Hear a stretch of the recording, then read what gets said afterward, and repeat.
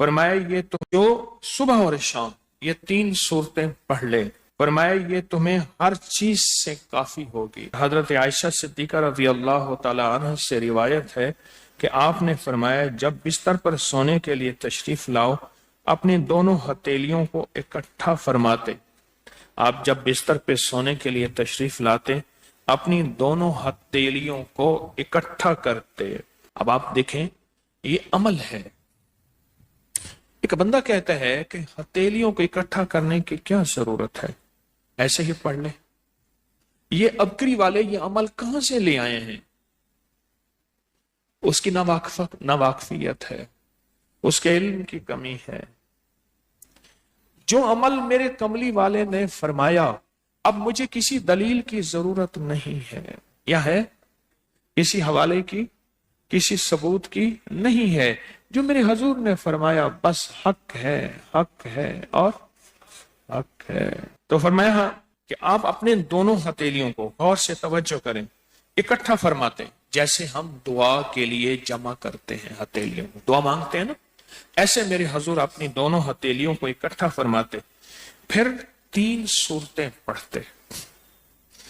قل هو اللہ احد، سورۃ فلق، قل اعوذ برب الفلق اور قل اعوذ برب الناس، پھر پڑھ کر ان دونوں ہاتھوں پر دم کرتے اور پھر پر اپنے سر نمبر 1، دوسرا چہرہ نمبر 2، اور اپنے جسم کے اگلے حصے پر جہاں تک ہاتھ پہنچے اس طرح 3 دفعہ کرتے تھے۔ آج میں اس کا ایک راز بتاتا ہوں، لیکن پہلے عمل کو غور سے سن لیں۔ آپ دعا کے لیے ہاتھ جیسے کرتے ہیں سوتے ہوئے ویسے کریں گے، کر کے ایک بار قل هو اللہ پوری صورت، ایک بار سورۃ فلق پوری صورت، اور ایک بار سورۃ ناس پوری صورت۔ ٹھیک ہے، پڑھ لی، ہتھیلیوں پہ دم کیا۔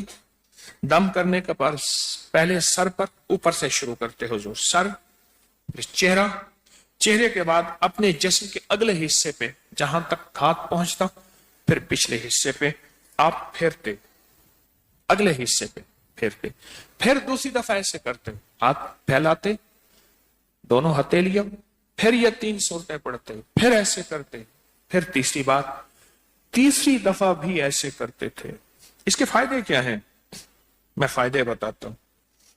ابن عباس سے روایت ہے کہ جو شخص سوتے وقت قل هو اللہ اور معوذتین فلق اور ناس 3 بار پڑھ لے، اگر اسے اس رات موت بھی آ گئی تو شہادت کی موت مرے گا، اگر زندہ رہا تو گناہوں سے پاک کر دیا جائے گا۔ سوتے وقت یہ عمل 3 دفعہ کر لے۔ اور عبداللہ بن خبیب سے روایت ہے، فرمایا جو صبح و شام 3 بار قل هو اللہ اور معوذتین پڑھ لے، مثلا 3 دفعہ قل هو اللہ، 3 دفعہ فلق اور 3 دفعہ ناس، یہ صورتیں، فرمایا جو صبح شام پڑھ لے، صبح شام۔ یہ اور روایت ہے، پہلا عمل ہتھیلیوں کو سیدھا کر کے 3 دفعہ کرنا، پہلا عمل وہ ہے۔ دوسرا عمل یہ ہے کہ جو صبح اور شام یہ 3 صورتیں پڑھ لے۔ اب اس کے کمالات سنیں، فرمایا یہ تمہیں ہر چیز سے کافی ہوگی، بس اب تمہارے لیے اللہ کافی ہو گیا۔ اب تمہیں کسی چیز، کسی پریشانی، کسی دکھ، کسی تکلیف، کسی ناکامی، کسی مصیبت کو انشاءاللہ آنکھوں سے نہیں دیکھو گے۔ یہ جو ہم دعا کے لیے ہاتھ پھیلاتے ہیں یہ دراصل کشکول ہے کہ مولا میں خالی ہوں، میں فقیر ہوں، میں منگتا ہوں، میں پیاسا ہوں، میں عاجز ہوں اور تو شہنشاہ ہے، مجھ فقیر کو عطا فرما۔ ہم دعا کے لیے ہاتھ پھیلاتے ہیں تو دو بندہ دونوں ہاتھوں میں دعا کے لیے ہاتھ پھیلاتا ہے اور پھر یہ 3 صورتیں پڑھ کے پھونک مارتا ہے۔